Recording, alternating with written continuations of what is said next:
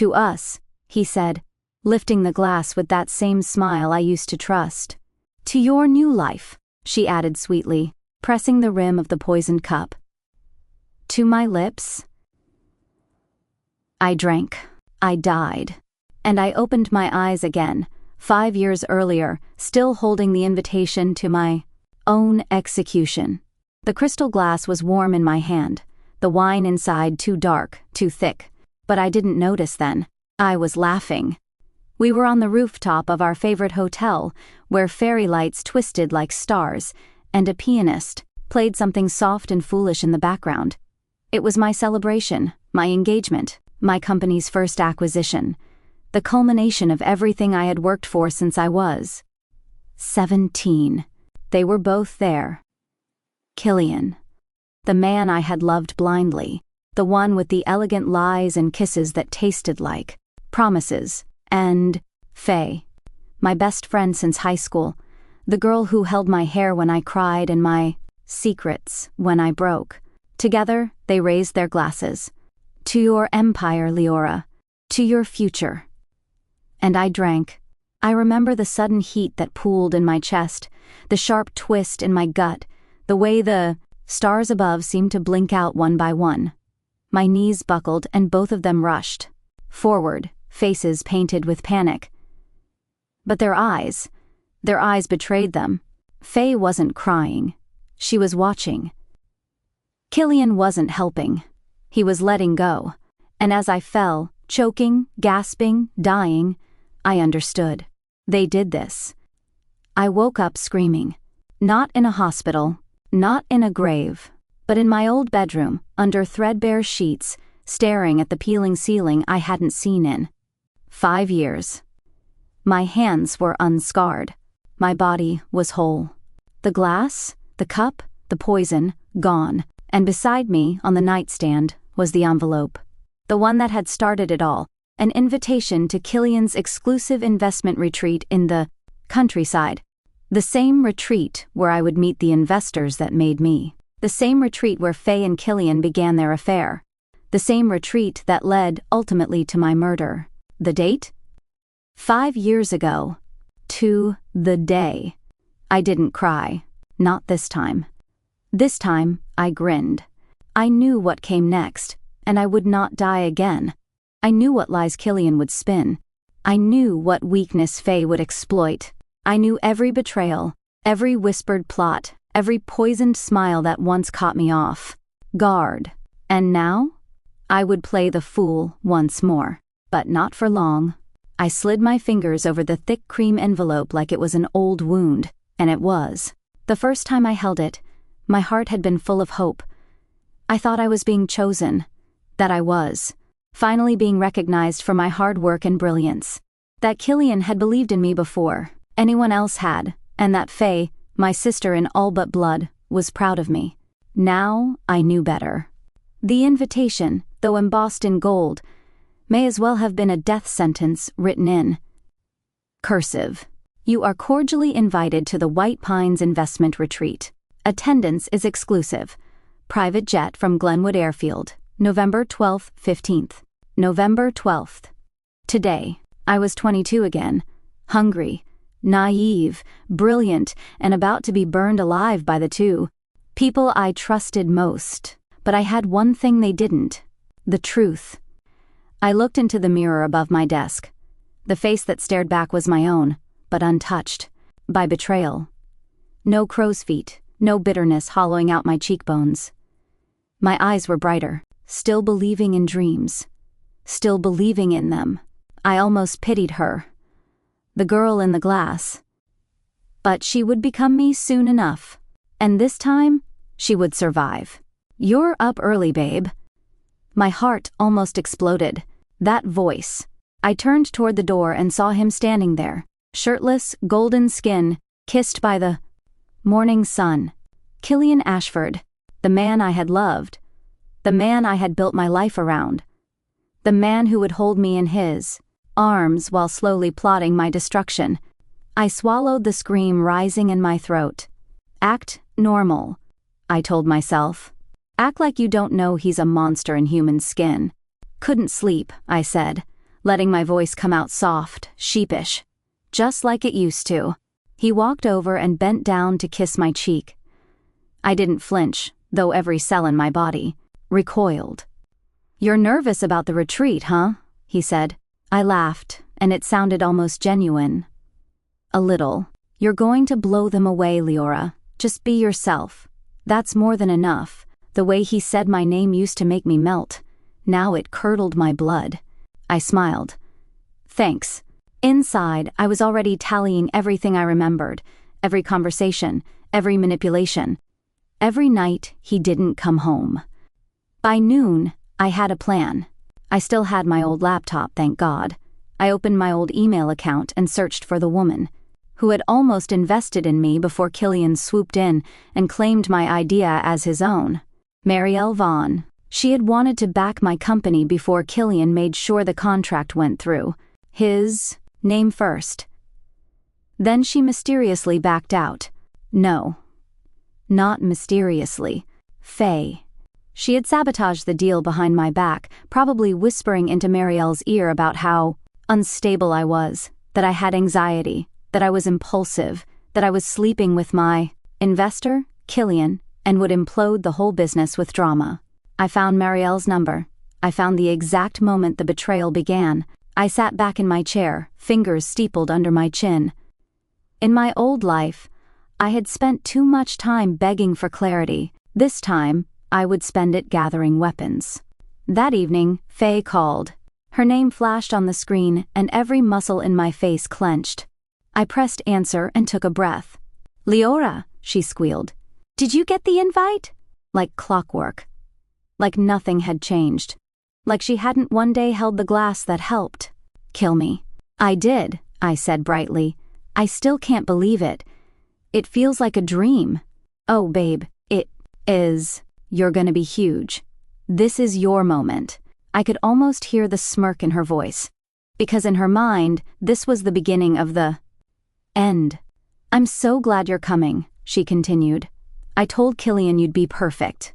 My fingers curled so tightly around the phone that my knuckles turned white. "You told Killian.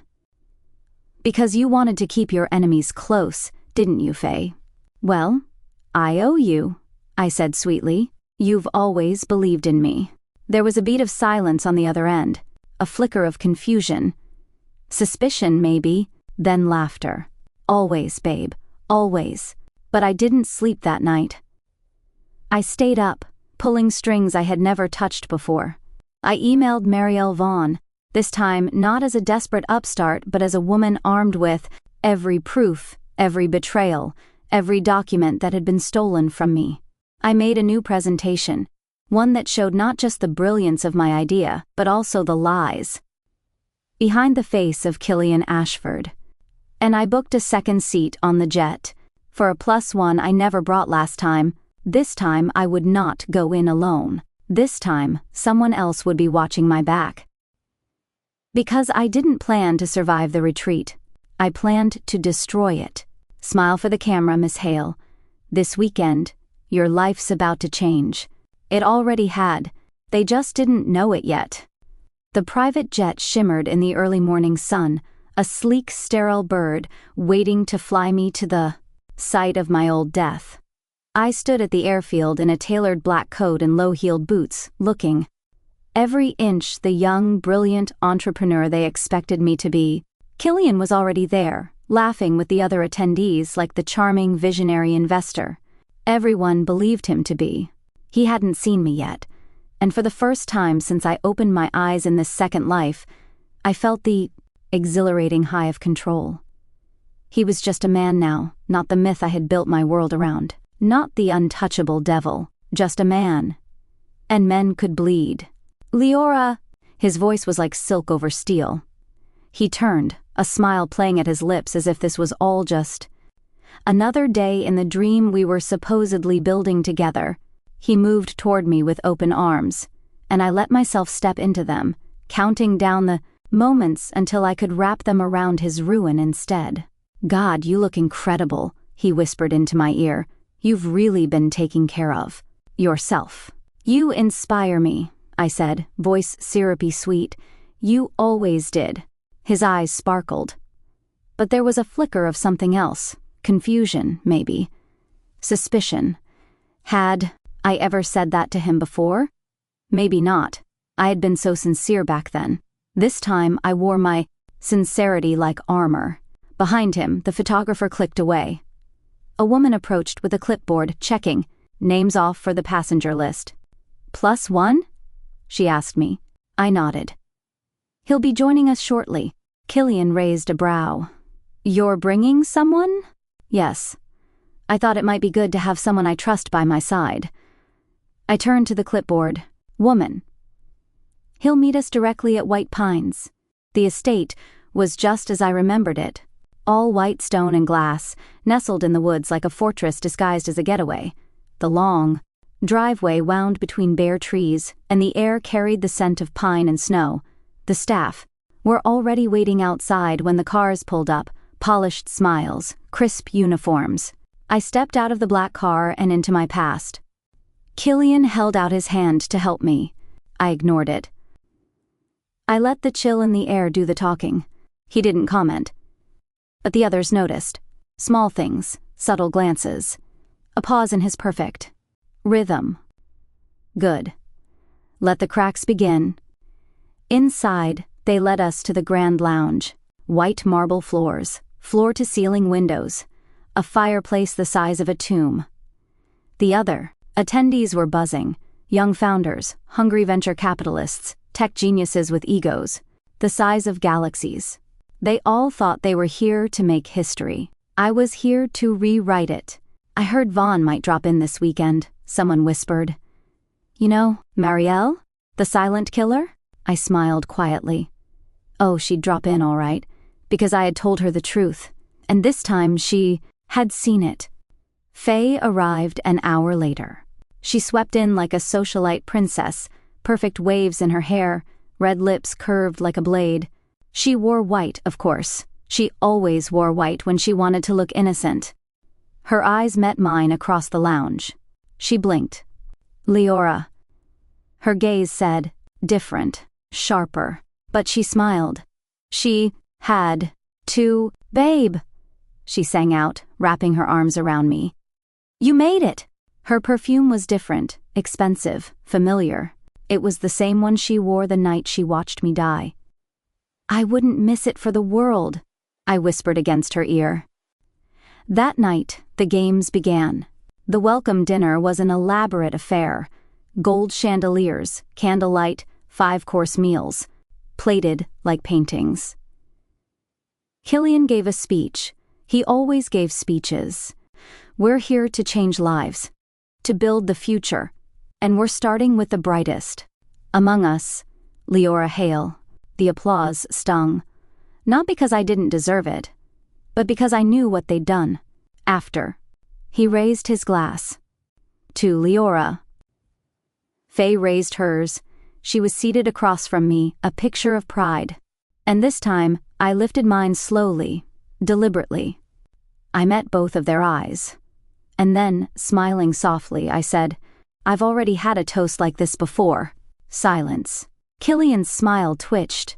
Faye's fingers clenched around her glass just barely. Good, I thought. Let the ghosts begin to whisper.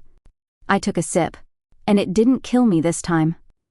But I had more than haunting planned. When I slipped away from the dinner later that night, I wasn't going to bed. I went to the estate's library, one I remembered from before. The hidden room in the back, behind the fireplace. It required a code. I had watched Killian punch it in on our third night here, back when he was still pretending to love me. 8,642. Faye's birthday. I typed it in. The wall clicked open. Inside, hard drives, files, investment records. And something else. A red velvet folder. Inside it, my signature, forged, on the original investment transfer documents. The ones that had handed my company, my life's work, directly to Killian Ashford. I stared at it for a long time, my pulse cold as ice, and then I smiled. No mask stays perfect forever, not even hers. The first crack came with a name. and it wasn't mine. The morning after the dinner, White Pine's estate woke to frost-kissed glass and the sound of wealth being brewed in espresso machines. The guests trickled into the glass-walled sunroom. In expensive loungewear, nursing hangovers from wine that cost more than most people's rent. Laughter floated like perfume. Secrets clung to every syllable. But I wasn't there to laugh. I was outside, standing alone on the back terrace, watching frost melt on the wrought iron. Railing. My gloves itched with restraint. Inside, Faye laughed like she'd never buried a body. That morning, a name slipped. I wasn't supposed to hear it. But I was always listening now. "Diana's here?" One of the interns whispered behind a pillar. I froze. Diana? That name hadn't crossed my path since the day of my funeral. Diana Vale. Once my closest confidant. Once the girl who swore she'd take a bullet for me. Once the woman who disappeared 3 days before I was poisoned, and never sent a word since. She was the only person who knew about the offshore holding account I'd built as a safety net in. Case of sabotage. The one that mysteriously got drained after my death. And now she was here? The friend who vanished before the betrayal. Third hand, I hadn't yet punished. She arrived 2 hours later. Sleek, composed, her hair in a tight braid, face made of glass. She wore navy, a color she used to claim gave her executive spine. She stepped into the lounge like she still belonged. Here. And when she saw me? Her eyes flinched. Only for a second. But that was all I needed. "You weren't expecting me, were you, Diana?" She quickly recovered. Moved toward me like a wolf in silk. "Liora," she said, her voice carefully smooth. "They said you were gone. Dead, almost." I smiled. "Didn't stop you from profiting." She blinked. "Just once.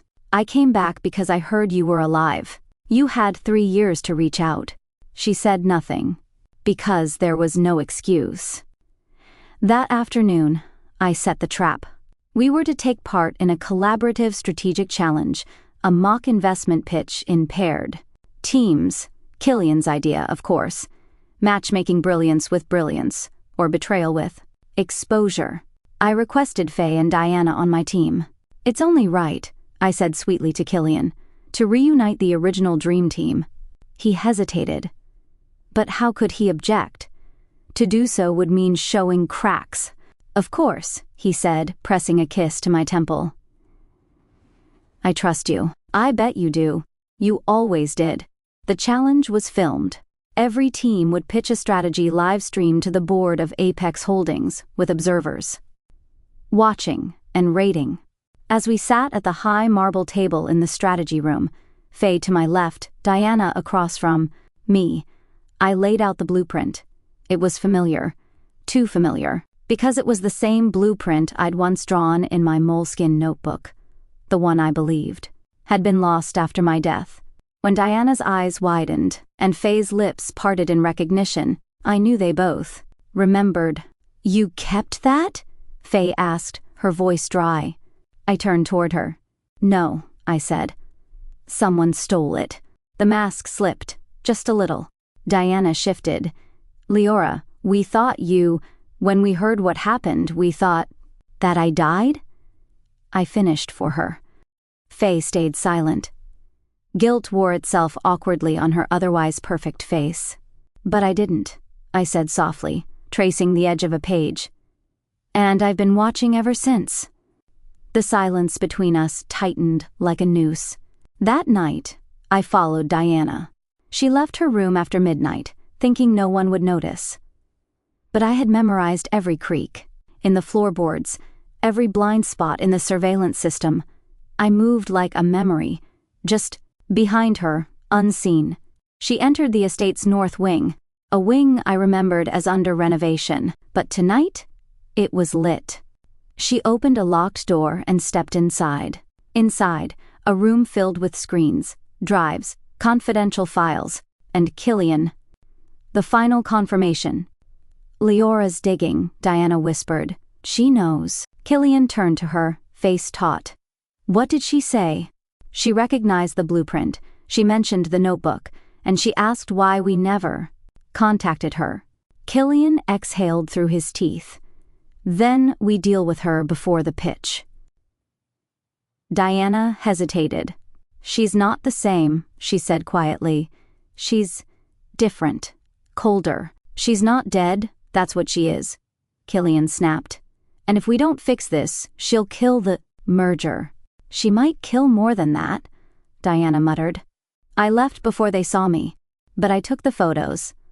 Every frame, every word, and when I returned to my suite, I printed them and slid them beneath Faye's door. No note, no explanation. Let her wonder who knew what. Let the walls between them crumble before I even lifted a finger, because this time, I wasn't going to die. This time, I would burn them slowly, one whispered secret at a time. Revenge is never a single strike. It's a slow bleed. And tonight, I nicked the first artery. The storm arrived that night. Not outside. The skies remained eerily calm. But inside White Pines, the pressure mounted like a brewing cyclone, and I was the eye of it. The documents I had slipped under Faye's door had done their job. She hadn't come to breakfast. Faye was unraveling. Her silence screamed across the mansion. Every step I took echoed louder because she wasn't there to fill the space with her curated charm. I imagined her alone in her room, staring at those photos of Killian, of Diana, conspiring under her nose. Or maybe she already knew, but I was banking on something better. That she didn't know they were plotting without her. That she thought she was their queen, when in truth she was their pawn. And pawns break when they realize they're disposable. Meanwhile, Diana was watching me. At lunch, she sat across the long table, sipping from a glass of Merlot, pretending we were still. Girls who trusted each other. You always did know how to command attention, she said with a smile that didn't reach her eyes. Funny, I said. I thought you liked blending into shadows. Her hand tightened on her fork. Faye didn't come to lunch either. That evening, I turned the knife. The pitch was in 2 days. The challenge was designed to make or break reputations, and I knew exactly how to make it memorable. I requested a last-minute adjustment to the project. Each team was to submit their strategy digitally in advance for a public transparency reveal. Killian agreed, of course he did. He still believed he was the smartest man in the room. I uploaded our file an hour later. But not our file. Mine. One I altered just enough to make Faye and Diana look like deadweight coattail riders. That night, the screaming began. I heard it before I even touched the hallway. Faye's voice. Raw, broken, screaming behind her door. You bastards. You went behind me? You made me a footnote? The sound of glass shattering followed. I didn't need to peek in to know what had happened. She saw the strategy draft, and saw how little of it had her name attached. Diana had probably told her, Liora must have done it, but Faye had seen the truth in the photos. She wouldn't trust Diana anymore. She wouldn't trust anyone. I smiled as I walked past her door. The knife had slipped. But the past still had claws. That night, as I lay in bed, satisfied and dangerous, my burner phone buzzed. A single message, untraceable number. No name. You're not the only one, Reborn, Liora. I bolted upright, my breath caught. Only one person would use those words. He had called me. His phoenix. Said we'd rise together. He'd kissed my poisoned lips with that lie. Emery. He was supposed to be dead. He had died with me. I made sure of it. So how the hell was he texting me? When the devil knocks on your door wearing the face of your first love, what do? You let him in, then gut him in the light. The message kept me frozen for a full hour. I stared at the screen like it could explain itself. As if the glow of those 11 words might blink and vanish, or morph into something less impossible. You're not the only one, Reborn, Liora. A ghost. That's what it had to be. A sick prank, A hacker. Someone using his name to mess with me. Because Emery Vale was dead. I killed him myself. Or so I thought. Flashback. The day I died. The memory returned uninvited. I was lying on the cold marble floor, lips turning blue, breath gone. Poison, tasteless, slow, elegant, his favorite kind. The same one he'd once said was the cleanest kill. He cradled me in his arms. "I'm sorry," he whispered, tears trailing lies down his cheeks. "But we were never supposed to be forever." He thought I was gone when he left. He kissed my forehead like a man burying the past. He never saw my fingers twitch. And now, he's alive? My hands shook as I threw off the covers, pacing. The message had no name, but the words. Only one man would quote our private promise back at me. "We'll rise again, Phoenix." The pet name. The metaphor. The delusion. He'd meant it literally, apparently. I had to know. The next morning, I traced the signal. It pinged from within the same zip code as the estate. He was nearby, watching me. Alive, which meant everything I'd planned was now spinning off its axis. I wasn't just hunting Killian and Faye anymore. I had a third name to carve into the walls of this house. I confronted Diana first. I found her in the private library, pretending to read. Her hands trembled with every page turn. When she saw me, she snapped the book shut. "You're not here for conversation," she said flatly. "You saw him, didn't you?" I said. Her face paled. "I don't know what you mean. Don't lie to me, Diana." "Not anymore." She looked away. Then back. "He came to me 2 weeks ago," she said finally. "Told me to come here. Told me you'd return." My blood ran cold. "He knew I'd come back? He said if you survived, you'd come for blood. And that he wanted to help." "Help? From the man who poured poison in my tea?" "He said he loved you," Diana added, voice cracking. I laughed. I couldn't help it. "Is that what he told you before or after?" "He murdered me?" That night, I met the devil again. The message came at midnight. "Come to the old greenhouse, alone. Or I start knocking on other doors." He knew me well enough to know I'd never risk innocent lives. Or perhaps he simply wanted to lure me into his spider's web again. I went. Of course I did. The greenhouse had once been my mother's obsession. Overgrown now, vines curling over, shattered glass, like nature was trying to bury the secrets it had once sheltered. He stood in the center. Same frame, same eyes, but colder. "Emery Vale. Alive. Hello, Phoenix," he said softly. "Still rising?" I wanted to kill him, but I needed to know first. "How?" I asked, stepping into the moonlight. "How are you alive?" "I faked it," he said, casually. "Your death paid for mine." The authorities thought both of us perished in that fire. A gift I took. Why?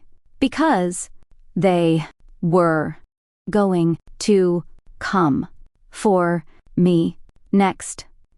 I had debts, enemies. You dying. It gave me an exit. My jaw clenched. Used my murder as your getaway. He stepped closer. I didn't expect you to survive.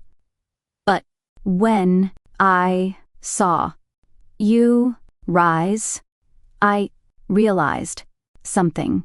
What? That maybe were always meant to finish this together.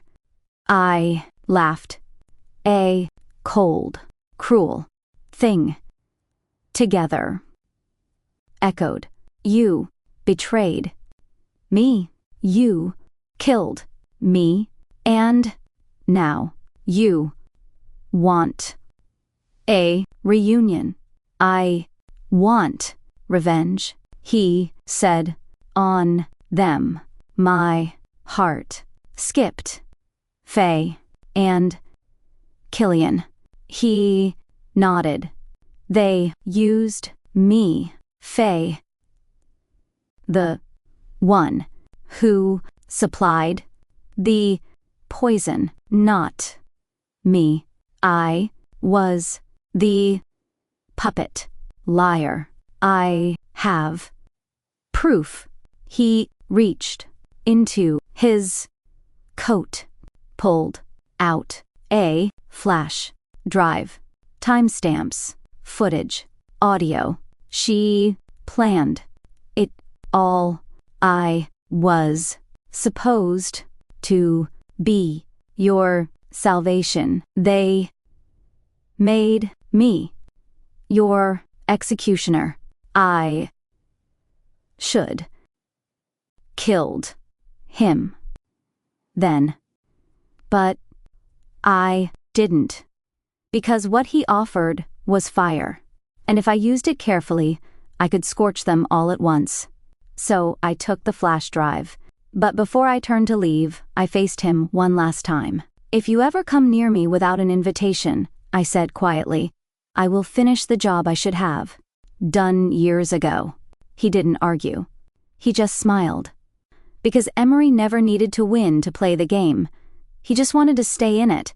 The truth doesn't just set you free, it arms you.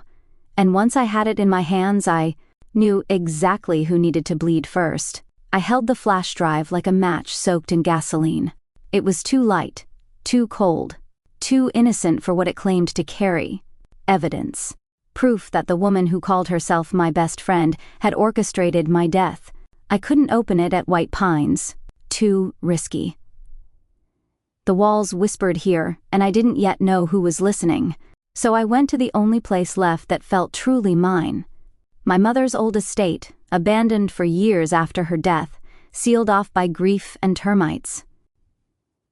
I broke the lock, dusted off the furniture, plugged in the drive, and waited. The first file was audio. Faint, tinny, a recording taken in secret. Diana's voice. Are you sure this is the only way? Faye, you want her to take your spot? You want to be her little shadow forever? Diana, no. Faye, then shut up. He slips it in her drink. She collapses. Natural causes, tears, flowers, moving on, and we rise. I sat frozen. That exact moment, burned itself into my bones. Diana had hesitated. Faye had not. Faye hadn't just held the cup. She'd designed it. There was more. Video footage. Faye handing Emery a vial under the table at some gala I barely remembered. Attending. Her smiling. His eyes flickering. Diana watching with a face full of guilt and silence. They had all played their parts like a well-rehearsed script. I watched for hours, every detail, every angle. My hands shook. My nails dug into my palms so deeply they left crescent wounds. But I didn't cry. I wasn't that girl anymore. I could burn them now. If I leaked even one of these files, Faye would lose her business empire, her status, her mask. But that wasn't what I wanted. I didn't want her destroyed. I wanted her paranoid, afraid, alone, watching her empire rot around her.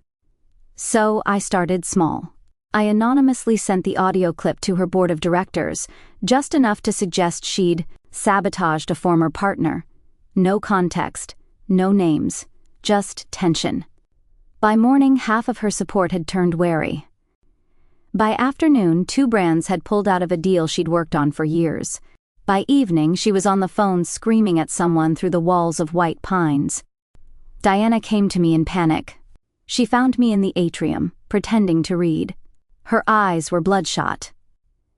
You did something, she hissed. I looked up, serene. Define something. They're saying someone leaked an internal conversation. It's spreading. Oh no, I said. How terrible. Stop it, Liora. You're going to get us all killed.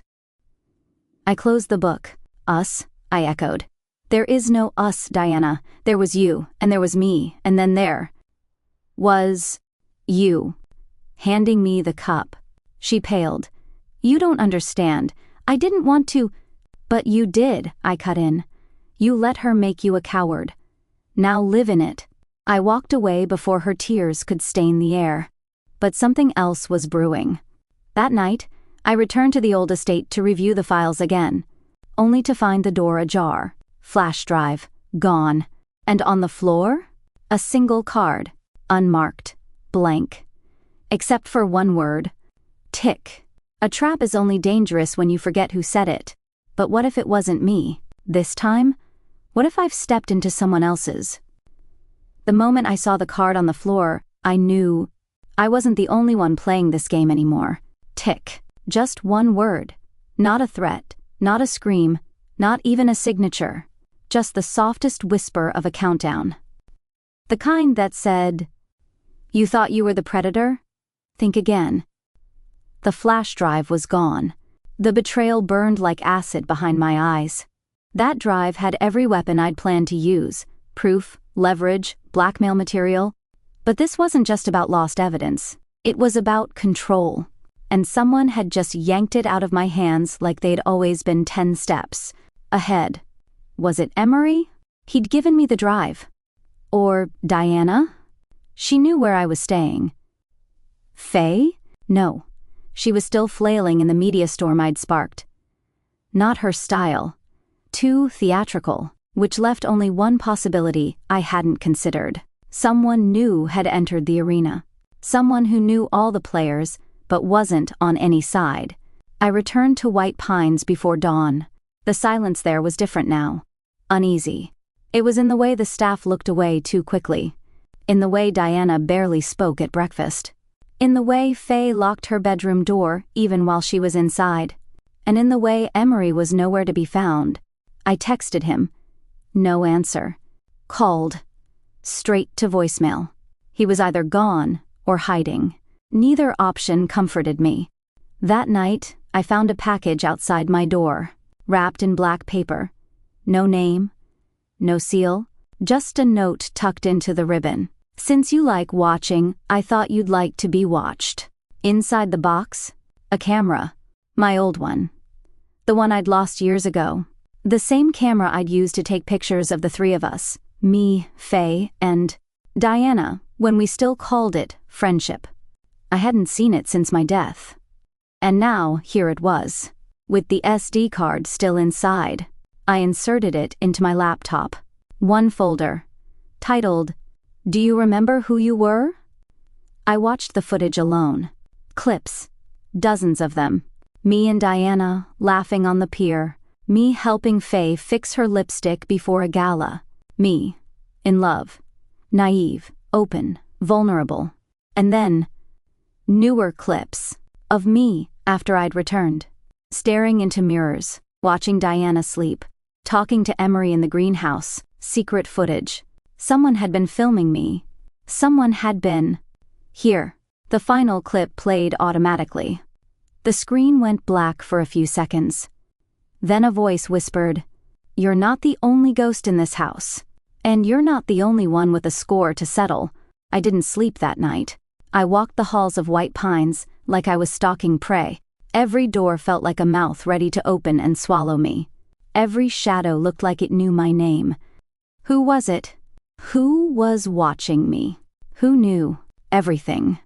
And more importantly, what were they planning to do with it? The next morning, Faye screamed. The sound ripped through the mansion like a siren. I rushed toward her room. She was standing by the window, clutching a folder. Inside it, photos, hundreds of them, of her, of Diana, of Emery, of me. Taken from different angles, different days, long-range lens, hidden cameras, and every photo had a timestamp, a countdown. Day 10, Day 9, Day 8. Today was day 5. We had 5 days until, what? None of us knew, but I saw it in Faye's eyes. For the first time, she was afraid.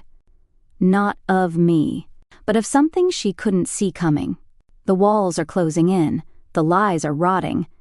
And the truth, it's not a sword, it's a ticking bomb no one can outrun. By the time morning hit, White Pines felt more like a cage than a mansion. The luxury had faded. The silence had become unbearable. Every creak in the floorboards felt like a scream. Every look between us felt like an accusation. We were 5 people tied together by betrayal. Now we were 5 suspects, trapped in a house wired with invisible explosives. And there were only 4 days left on the clock. No one slept. Faye's hands trembled whenever her phone rang. Diana kept retreating into herself, clutching rosary beads I didn't know she still owned.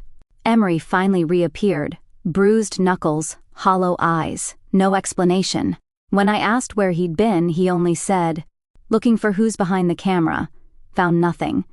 But I think they want us here." He was right. Whoever was pulling the strings wanted us trapped, like rats in a maze made of memories and guilt. And it was working. That evening, the first confession came. We were in the drawing room. The fire had burned down to cinders. No one spoke. Until Diana stood. She looked small, broken, but her voice was steady. "I was pregnant," she said quietly. We turned. It was 6 years ago. I never told anyone. Not even him. Her eyes flicked toward Emery. He froze. My stomach turned. I lost it. I told Faye, and she said it was for the best. Said I should be grateful, that it would have ruined everything. And then, 2 weeks later, you died, Liora. Silence. Faye didn't flinch. Emery didn't breathe. I didn't blink. Because I remembered now. Diana had disappeared for 2 days before my heart attack. I had thought she was grieving someone else. Turns out, she was grieving herself. Emery was next. He stood, walked to the fireplace, leaned his head against the mantel like it hurt to hold it up. "I didn't poison you," he said. "No?" I asked, voice cold. "Because I have a flash drive that says otherwise." He didn't even blink. "You think I gave that to you out of guilt? That was bait. I wanted you to see how far Faye went. How far she dragged Diana. I didn't touch your drink, Liora." He turned, locking eyes with me. But I did something worse. The room held its breath. I knew she was planning something. I didn't know the details, just whispers, glances. She had that look in her eyes, like she was designing the end of you. "And you let her?" I asked. He nodded slowly. "Because I was afraid of her, and because part of me thought, maybe, I didn't deserve you." It wasn't a confession. It was a surrender. Then there was Faye. She hadn't spoken since the folder appeared. She'd been drinking more than usual, watching us like a queen surrounded by traitors. But tonight, something in her cracked. "I did it," she said, voice brittle as glass. "I planned it. I orchestrated it. And I would do it. Again." She smiled. And then her voice dropped. "But I didn't leak the photos. I didn't film you. I didn't send the camera. That part, that's not mine." My heart stilled. So it was true. Someone else was watching us all. And they weren't just revealing our secrets. They were escalating us to the edge of destruction. This was no longer a story of revenge. It was a hunt. And we were the prey. That night, the power went out. A storm broke overhead. The windows screamed. The chandeliers groaned. And for a few minutes, we were plunged into utter blackness. When the lights came back on, Diana was gone. Her bedroom? Empty. Her phone? Left behind. Her shoes? Still by the door. And on her pillow, another card. This one read, Day 3. And underneath it, one down. You think you're hunting monsters, until you realize you're just one of the beasts, and someone else is holding the leash. We searched the mansion for hours, room by room, attic to cellar. Every window was locked from the inside. Every door showed no sign of forced entry. There were no footprints in the mud outside, no tire marks on the gravel. Diana had vanished like a whisper in the dark, and she'd taken her secrets with her. The message was clear. One down. But who wrote it? And why start with Diana? She was the quiet one, the obedient one, the forgivable one. Unless she wasn't. I found a journal hidden beneath Diana's mattress. She hadn't written in it for years, until 3 weeks ago. The entries were messy, scratched out. Some written over others, like her thoughts were fighting each other. But the final entries stopped me cold. They all think I'm weak. They don't know what I buried, what I helped Faye do, what I helped Emery cover. But someone does. And they're coming for us. Buried? What the hell had they buried? Faye was unraveling. She paced like an animal in a cage, her eyes darting toward every camera, every mirror, every inch of reflective surface like she feared she was being watched. She wasn't wrong. We all were. Emery had started carrying a knife, said it was for protection. I didn't ask from what. He no longer trusted the staff. Neither did I, because the staff hadn't seen Diana leave. And that wasn't possible, unless someone had helped her disappear. Then the phone rang. Faye answered it. 1 second later, she dropped it. No voice on the other end. Just a sound. Digging. Steel on dirt. Over and over and over. And then a woman's scream. Not Diana's. Mine. My blood ran cold. It was my voice. My scream. From the night I died. Someone had recorded it. Someone had been there. When I collapsed on the floor with poison in my veins, Emery played it again, listened, focused, then said, "That scream wasn't in the footage you showed me. Someone's editing the truth. They're rewriting your death." My breath caught. If that was true, then the story I'd told myself, the story I'd built my revenge on, was incomplete. And if the real version ever came to light, it could destroy me more than Faye ever did. The storm broke again that night. Thunder shook the walls. A tree branch slammed against a window and cracked the glass. And then, from the hallway, footsteps. Slow, heavy, deliberate. Emery and I grabbed weapons. Faye locked herself in her bedroom. We followed the sound to the old wine cellar, a place no one had used in years. The door was ajar. Inside, candles, lit, photos hanging on string from wall to wall, of Diana, of Faye, of me, and in the center, tied to a chair with duct tape over her mouth, Diana, alive. She was pale, shaking, eyes wide with horror. We cut her loose. She couldn't speak. Her lips were bruised, hands torn at the wrists. When I asked who did this, she started sobbing. Then she whispered 2 words. "He's back." We stared. Who? Leoran. My world spun. That name. Leoran was my half-brother. Estranged. Hidden. Institutionalized after attacking our father 10 years ago. I hadn't heard from him in over a decade. He wasn't at my funeral. I thought he'd vanished into silence. But now, he was back? And he was watching us? Diana collapsed. Before she fainted, she grabbed my wrist and said, "He said you don't deserve revenge. You deserve the truth." Then her eyes rolled back, and I knew. We were no longer trying to survive each other. We were trying to survive him.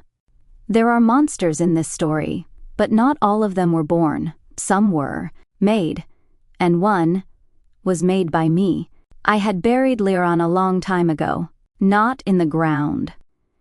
In my memory, in that hidden place where the family stores its shame, the place we never never speak of. But now, he had clawed his way out, and we were running out of days. Diana was unconscious for hours. The medic who arrived from town, someone we didn't recognize, said she'd suffered dehydration and psychological trauma. But her wrists, they weren't just bruised. They had marks, sharp, curved claw marks. Human?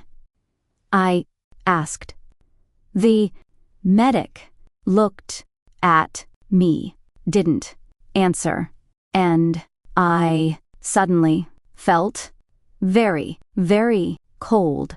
Faye poured herself a drink. She was trembling too hard to sip it. You told me he was gone, she hissed. Said he was locked away. He was, I whispered. He isn't. Now, Emery growled. And he knows everything. Stared at me. You never told him what Liora did you? I turned away because how could I admit that I, too, kept secrets that could shatter this house like glass? Decade ago, when we were still kids in the manor, Liora was brilliant, distant, obsessive. He loved puzzles, locks, riddles. But then, something turned in him. One day, our father slapped me for speaking out of turn in front of the board. It wasn't new. He called it discipline. But Liora saw, and the next morning, father's car brakes failed. He lived, barely. And Liora? He was sent away quietly. No police, no records. Just a long stay in a private institution, paid for in cash. I never visited. I never wrote. I buried the part of me that missed him. And now, he had dug his way back. That night, Diana woke up screaming. "He's inside," she cried. We ran to her. She was pointing at the ceiling, the air, the corners of the room. He said, "Liora's truth is fake." He said she doesn't get to be the victim. My blood ran cold, because someone had told me I was betrayed. But maybe, just maybe, I'd believed it too easily. What if the story of my death wasn't just incomplete? What if it was built on a lie? Emery pulled me aside. "He's watching us," he whispered. "I found a recording device under your bed, and another one in the vents." I stared. "Since when?" He hesitated. "Since before you died." My skin prickled. Had I ever been alone? Or had Liora always been there, lurking in the cracks of my life, cataloging everything I never said aloud? Faye was next. She slammed a journal on the dining table, one I'd never seen. Pins came in a package, no return address, no note, just this. It was Liora's. Each page detailed us, our sins, our lies, our secrets. Emery's affair with my assistant, Diana's knowledge of the fake will, Faye's backdoor deal with my father to block me from inheriting the company, every ugly truth. And at the bottom of each entry, a question, scrawled over and over again. Why did you all deserve her more than I did? My breath caught. Because I remembered now. The night before I died, I'd received a voicemail from an unlisted number. A male voice. Familiar. Raspy. He said only this: "You chose them." Again. I deleted it. Now, it came back like acid. Liora hadn't just hated them, he had hated me. The power went out again. But this time, when the lights returned, so did the televisions. Every single screen in the house blinked on. And on them? Footage. Not of the present. Of the past. The day I died. Me, collapsing on the floor. Faye stepping over me. Emery calling for help. Diana hesitating at the doorway. And in the corner, barely visible, but there, a man's silhouette. Watching. Filming. Smiling. Liora had been there the whole time. The final message appeared on screen. Day 1. You buried me. Tomorrow, I bury you. You never really die all at once. Death begins with betrayal. And the last nail. Is truth? The sun didn't rise. Not really. The sky over the manor was the color of old bruises. Violet, gray, a sickly yellow near the horizon. Inside the mansion, we moved like ghosts. Diana wouldn't speak. Faye chain-smoked by the broken window.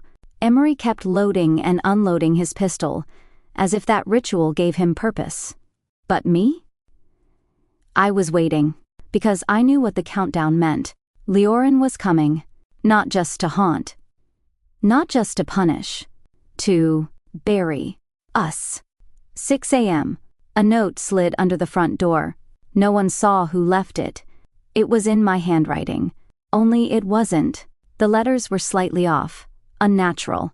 Like someone had studied my loops, my curves, and mimicked them with surgical precision. Inside, only 4 words. Come where I died. I knew what he meant. The ballroom. The place where they held my last party. Where I wore white silk and diamond heels. Where I sipped poison champagne and smiled as the people I loved clapped, knowing I wouldn't survive the night. We descended the stairs slowly. Faye's hand gripped my wrist.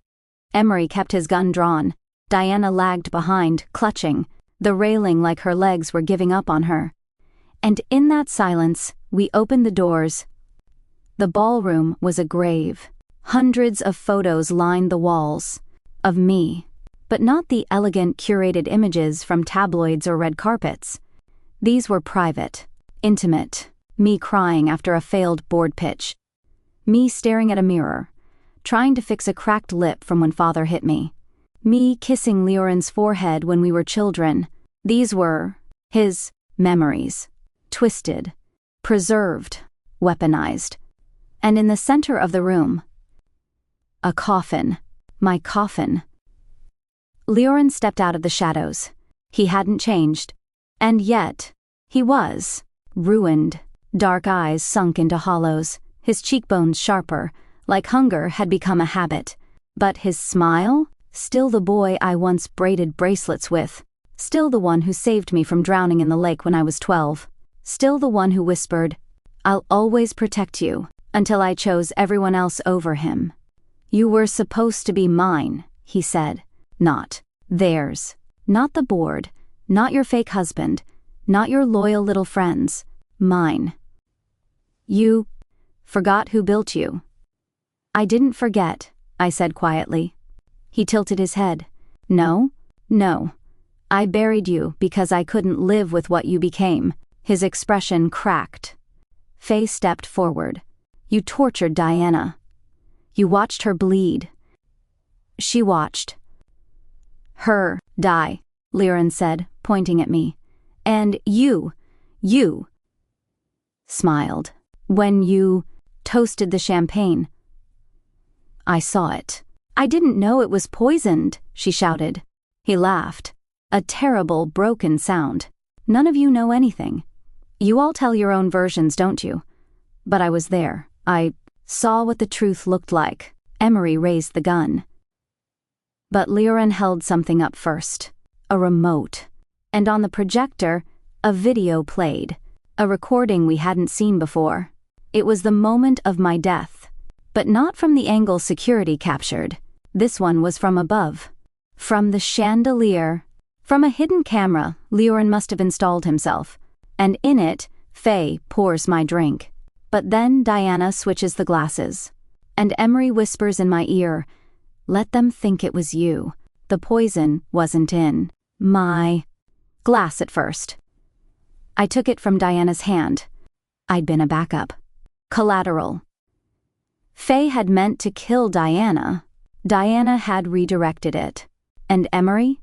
He'd known someone would die and let it happen. My knees buckled. Diana was sobbing now. I didn't know it would. Kill. You. I thought it would just make you sick. You thought I'd collapse, humiliate myself, step down, I said, hollowly. She nodded. I didn't mean to. But you did. Liora wasn't the only one who'd buried me. They all had, and now the truth was unearthed. I looked at Liora. Is this what you wanted? Vengeance? He shook his head. I wanted you back. Tears slid down his face. Just once, to look at me like I was worth saving, like you used to. Before the company, before you wore masks, before you stopped being my sister. I never stopped. He stepped closer. Then prove it. He handed me the gun Emery had dropped. Kill me. Like they killed you. I raised the gun. His eyes didn't blink. He was ready, not for death. For absolution. I pulled the trigger. Click. No bullets. A final silence. I already buried one person I loved, I whispered. I won't do it again. Liora dropped to his knees. And we all stood there. 4 traitors, 1 monster, and me. The girl who died. The woman who came back. Epilogue. After Rebirth. Liora turned himself in. He confessed to surveillance crimes. Abduction. Tampering. Diana disappeared again. This time, by choice. Maybe redemption. Maybe exile. Faye resigned from the company. Last I heard, she was living on a cliffside farm in New Zealand, bottling her own wine. Emery begged forgiveness. I gave him silence. And me? I didn't rebuild what they destroyed. I built something new. Something that didn't need them. Because the worst part of dying isn't the poison, the fall, the fear. It's realizing who stood by and who watched you burn. And now? They'd never forget. Because I was the girl who died betrayed and came back, burning.